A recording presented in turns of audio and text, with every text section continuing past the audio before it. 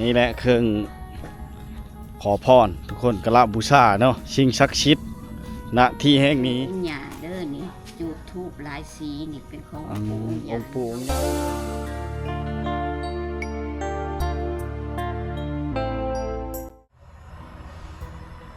ครับขอทักทายสบายดี FC ทุกคนนะทักทายสบายดีย่ำสวยๆเนาะวิดีโอนี้บ่าววงก็กำลังที่เข้าวัดมหาโศกพาพี่น้องมาเที่ยวชมบรรยากาศแล้วก็เอาโศกเอาลาบเอาโศกเอาไส้นำกันทุกคนวัดมหาโศกบ้านโศกไส้เมืองอาจสะปังทองแขวงสวรรณเขตพี่น้องเชิงติดแปะกับทางเลขเก่าเนาะเช่นทางเลขเก่าซ้ำว่าเพราะว่าหนทางแต่เช่นทางเลขเก่าเข้าไปก็สิประมาณ170หรือ200 เมตรนะประมาณนั่นแหละทุกคนแต่สภาพเช่นทางเขาวัดปูคอดกรีดอย่างดีทุกคนเนาะแต่ว่าถ้าวันศีลวันพระเนี่ยคนจะหลายลีพี่น้องวัดนี้ถือว่าชุดยอดเลยที่เขาเจ้ามาติดตามรับชมเนาะเพราะว่าสิมากับกราบบูชาขอพรนำองค์ปู่พญานาคองค์ปู่เวียดสวรรณแล้วก็พระพุทธคุณอีกอย่างต่างๆนะข้าพเจ้าก็จื้อจำบ่ได้เพราะว่ามาโดนแล้วมื้อนี้ก็พาพี่น้องมาเที่ยวชมแล้วก็เอาภาพบรรยากาศแล้วก็ความงดงามของวัดนี้มาฝากมาต้อนแล้วก็เอาความอบอุ่นอิ่มอกอิ่มใจเอาบุญน้ำกันทุกคนเนาะเอาโชคเอาลาบเอาเฮงน้ำกันเพื่อประกันศักดิ์สิทธิ์เสียเวลาเนาะเดี๋ยวเข้าไปติดตามหาชมน้ำกันทุกคนเนาะอันนี้จะเป็นทางเข้าวัดทุกคนนั่นแหละมุ่งหน้าเข้าสู่ก็จะมีหนองสองภาคข้างทุกคนเนาะทางเข้ามาแล้วก็สองภาคข้างก็จะเป็นหนองสานะทุกคนเนาะเป็นหนองสาปูป่าหลายเนาะแล้วก็วัดนี้เฮาเคยมาครั้งหนึ่งครั้งที่เพิ่นกำลังสร้างอันพระองค์พญานาคองค์ปู่พญานาคนะทุกคนนะเนาะวัดป่ามหาโศกสังวานพ่วงสวรรค์เนาะฮอดแล้วพี่น้องมาฮอดมาถึงแล้วตอนนี้เพิ่นกำลังสร้างก็บ่ฮู้ว่าสร้างอย่างน่าจะเป็นหอแจกเนาะน่าจะใหญ่สมควรพี่น้องวางเพิ่นจัดสรรใหม่หมดแล้วนะมาบูรณะจัดสรรกำลังสร้างสาพี่น้องวัดที่มีความศรัทธาหลายเนาะ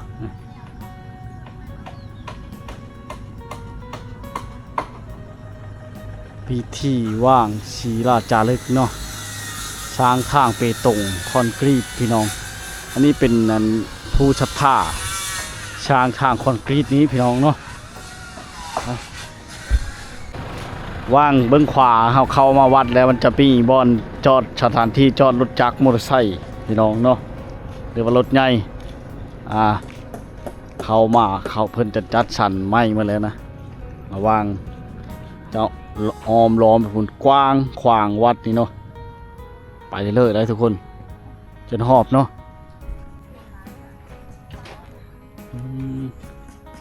มื้อนี้บ่แม่นวันศีลกันยังหลายคนเนาะมาแต่บ้านเลยผู้ชาวจากบ้านห้วยมาแต่บ้านโฮยบ้านชาวพรนะบ่อะไรบ้านอาจารย์ว่าทั้งบ้านชาวพรแม่นบ่บ้านห้วยพนพางบ้านห้วยพนพางแม่นเลยบ้านชาวพรมันกลายไปพุ่นนี่บ่บ้านเฮาก่อนจังหวัดบ้านเฮาก่อนจังหวัดเฮาบ้านโฮยบ้านนาหอยแม่นบ่น้องหอยคือกันเนาะน้องหอยบ่บรรดาชาวบ้านสาวๆกับเจ้ามานะทุกคนนะพี่เลอะนี่ขายเฮ็ดได้เฮ็ดพร้อมบ่นี่นะขายเฮ็ดพร้อม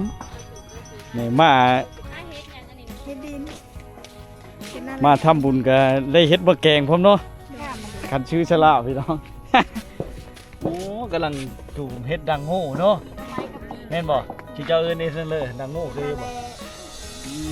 นั่นเลยดังโง่พอได้ขายอยู่แล้วจนคนมาหลายเนาะทางนี้มาบริจาคขายพร้อมหากเข้ามาบ่ป้าไว้นี่แหละป้าไว้นี่แหละเขาหน้าก่อนอันนี้จะเป็นของเยอะทุกคนเนาะ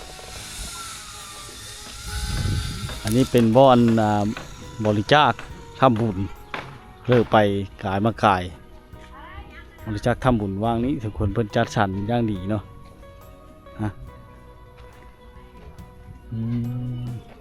นะครับจัดแจงที่ว่าสุดยอดเลยพี่น้องผู้ใดได้มาเนาะ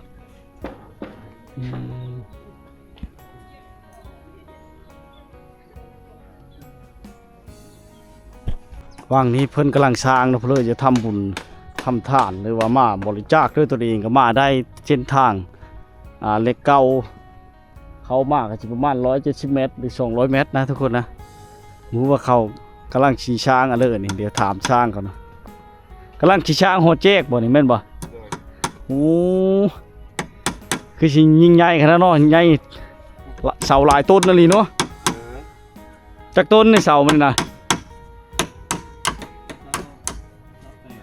โอ้เสา8 ต้นทุกคนกำลังเริ่มเนาะก่อสร้างนี่แหละสร้างเพิ่นสร้างประชายามผลกับชักช้าได้จังน้อย ฝนเฮ็ดบ่ได้ดอก ฝนลงเลยเฮ็ดบ่ได้ฝนบ่ลงก็ได้เฮ็ดต่อพี่น้องนี่เนาะ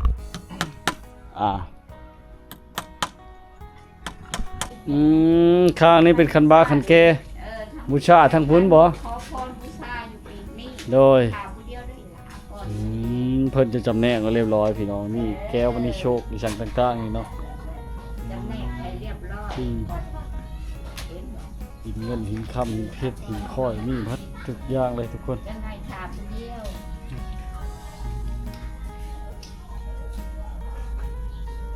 ดูบริจาคก็มีเนาะสบายเนาะ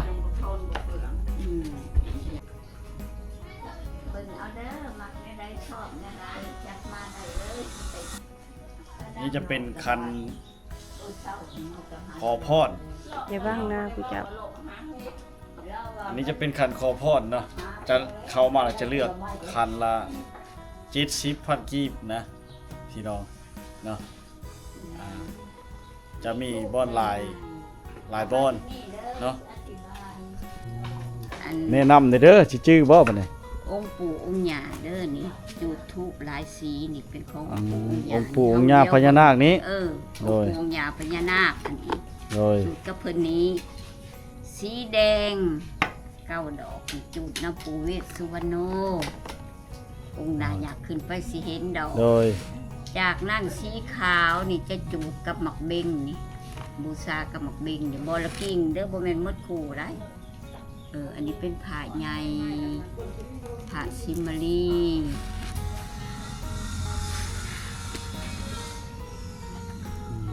พระสังกัจจายและพระอุปคุตสุดท้ายอยู่กลางหนองบูชาบ่ละอันเอาหมักเบงใส่ห้านแล้วจูดธูปเด้อแต่ละจุดหันมันสิมีดอกยกมาเบ่งใส่หันเอากระจุดธูปขอพร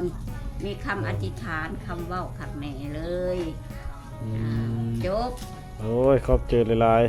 ๆ นี่แหละเครื่องขอพรทุกคนกราบบูชาเนาะสิ่งศักดิ์สิทธิ์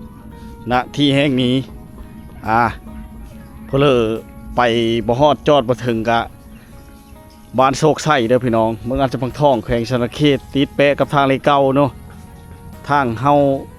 กราบขอพรบรรดาผู้บ่าวผู้สาวญาติพี่น้องผู้อยู่เคยอยู่ไก่ฟังลาวฟังไทยภายในและต่างประเทศเนาะย่างไปได้เลยทุกคนชีชันสะอาดงามตาแถวนี้พี่น้องสาวแพมก็มาเนี่ยสัญญาณมีบ่ละเดี๋ยวแพมก็มาได้นี่พี่น้องเอ้ยมาครั้งนี้เนี่ยเพิ่นมีสีชันจัดเรื่องล่ายงามตาเนาะป้าไม้กะดัดแก้แปลงเอากะเฮ็ดให้งดงามและก็เกิดจากธรรมชาติแน่แล้วก็จากการดัดแปลงนำแน่ทุกคนเนาะก็บ่ฮู้ว่ากกหยังเนาะนี่เพิ่นเอามาปลูกนี่เนาะบ่ฮู้กันพี่น้อง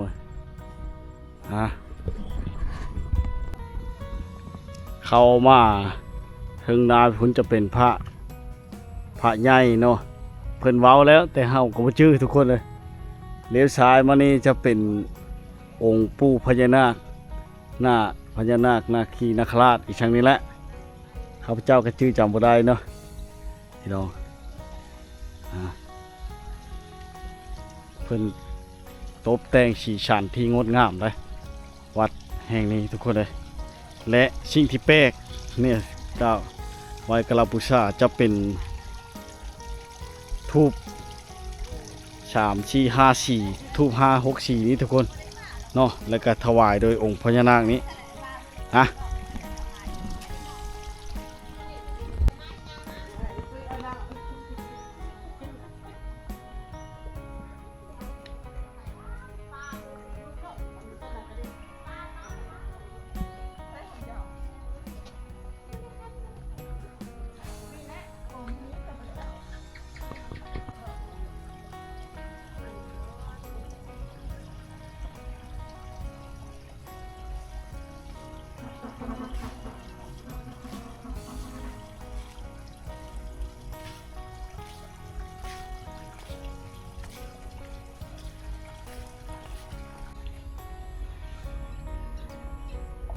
วางนี้จะเป็นบ่อนจุดอันทูบเทียนอหย่างต่างๆเนาะท่านผู้ชมแล้วเฮาก็จะมาตั้งจิตอธิษฐานกราบไหว้กราบบูชาขอพรนำองค์ปู่พญานาค2 องค์ที่ยิ่งใหญ่เนาะเพิ่นก็บอกอยู่แต่เฮาบ่จื้อทุกคนนะนี่เนาะสีสันเป็นเกล็ดแดงอ่ำจากแดงช่างเกือบค่ำเนาะแต่ใหญ่ทางนั้นจะเป็นชนหางเพิ่นเอาลูกพูนทุกคน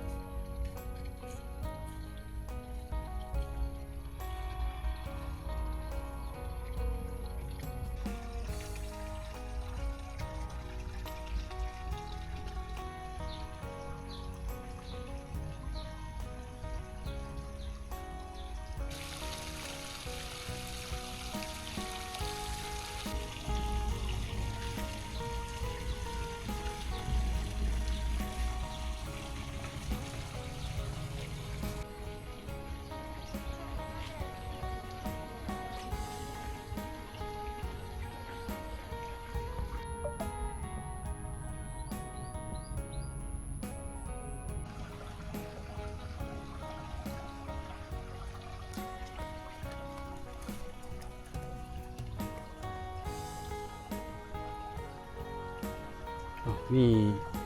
คุ้งดำเฉยทุกคนจักเอิญนั่นเลิศนอลี่บ่มียังไปเลยคนน่ะ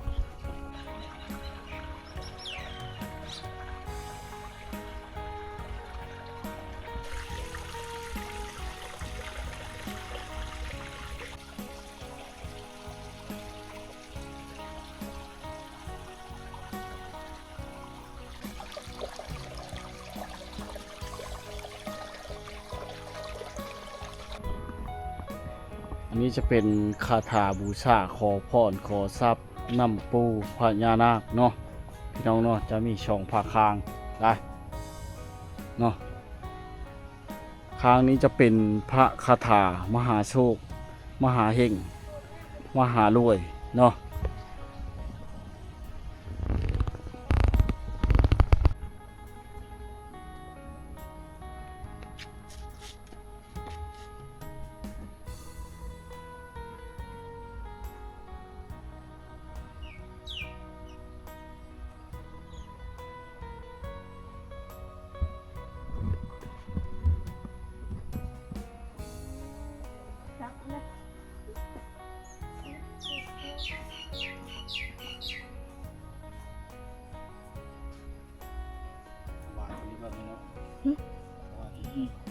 ขึ้นไปตั้งก่อน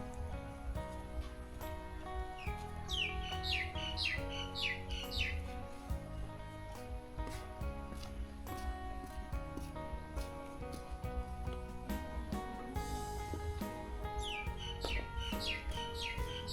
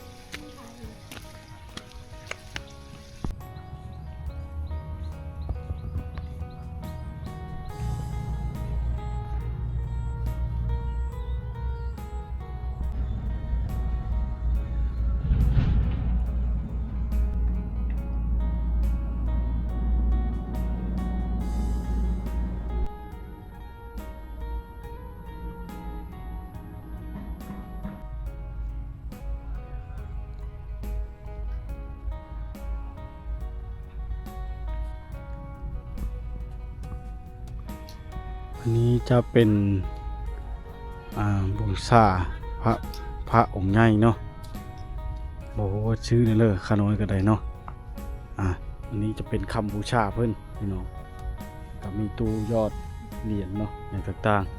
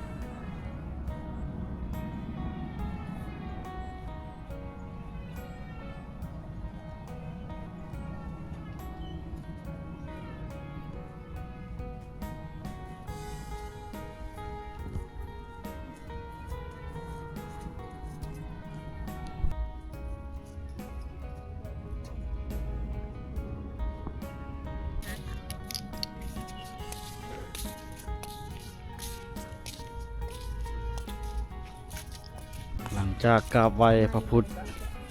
ธเจ้าหรือพระพุทธรูปใหญ่เนาะเราก็มากราบขอพรนำองค์ปู่เวสสุวรรณพี่น้องเนาะจะนี่ด้วยธูปสีแดง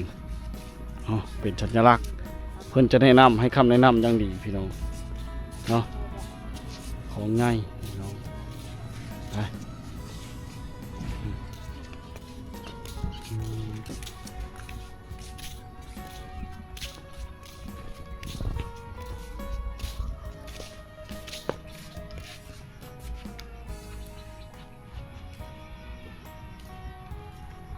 แต่ละบอนจะมีบอนนั้นเพิ่นบอกเนาะพระคาถาเปิดดวงเปิดทรัพย์เปิดโชคหรือว่าคำอธิษฐานนำขอโชคขอเฮงขอเงินขอคำนำองค์ปู่เวสสุวรรณเนาะพี่น้อง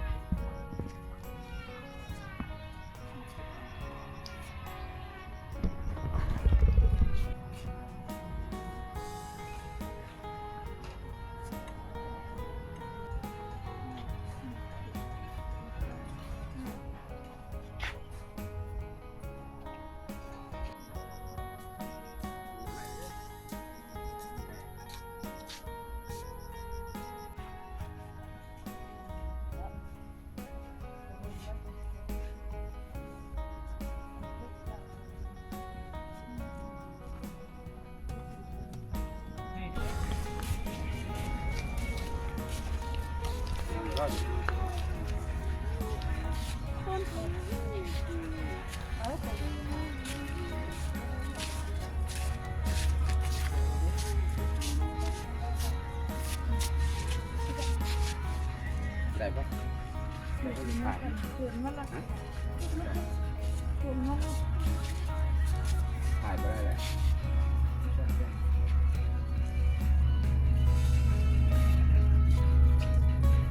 ก็ได้ใจ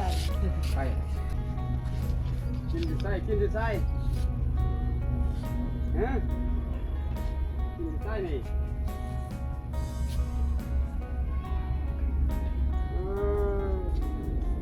กินเราถูกเบี้ยง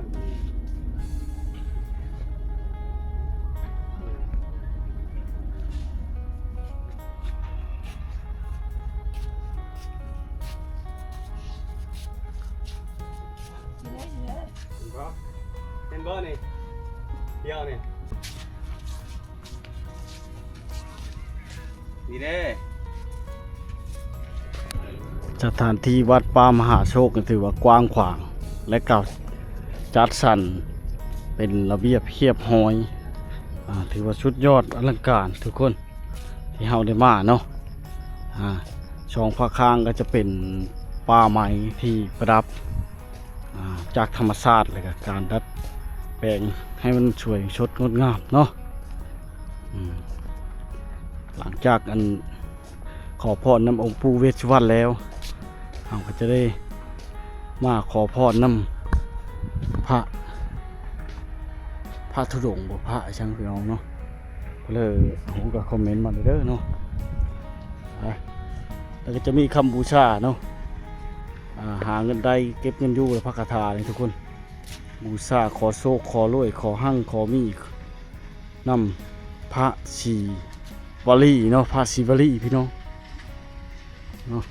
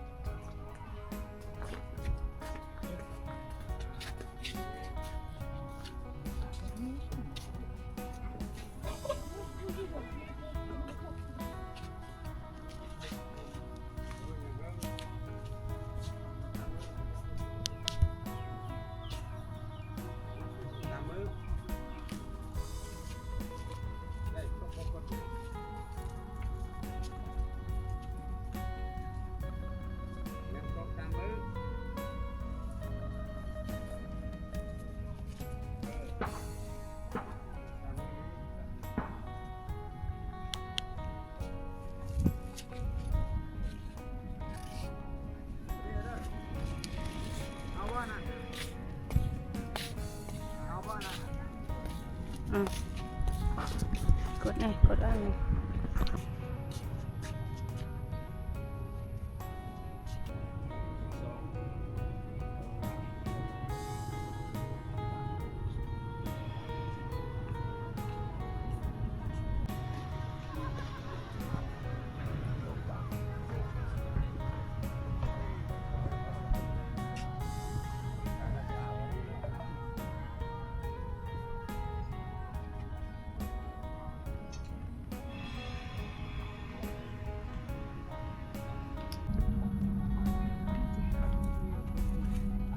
เก้า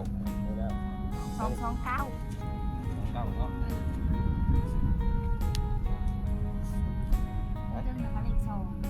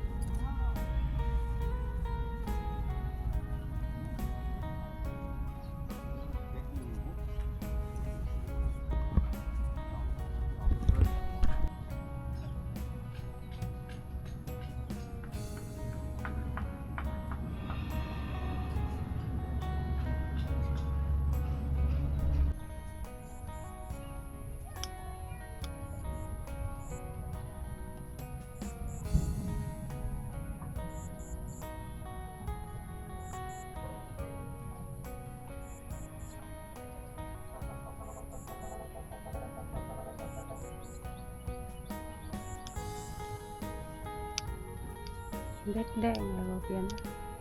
เอาไปเติม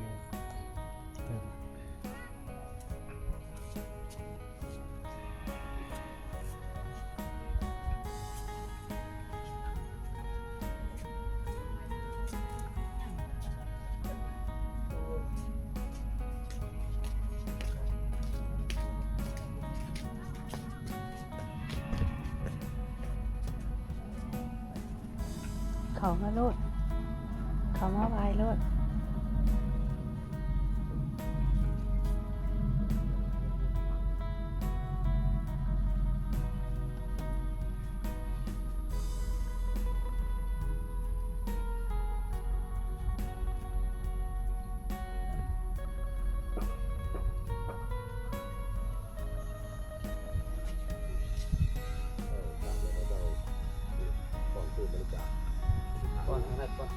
นี่นะนี่บอกเลยนี่ก็เป็นตามเธออธิษฐานเพราะว่ากราบวันนี้นะนี่เพื่อนเป็นทำลำบาก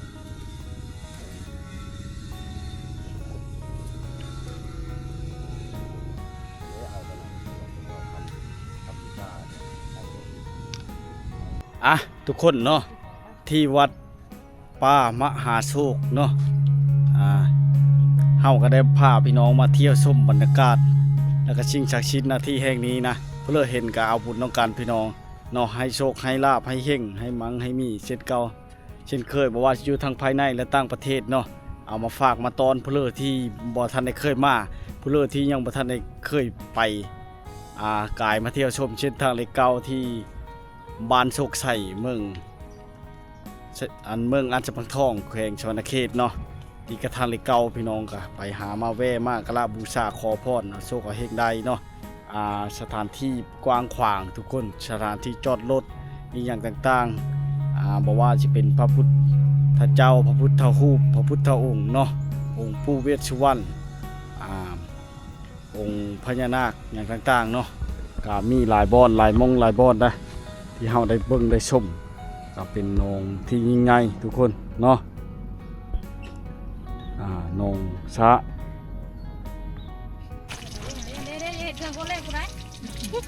จะไปกดเลยนี่บัตรนี่นะ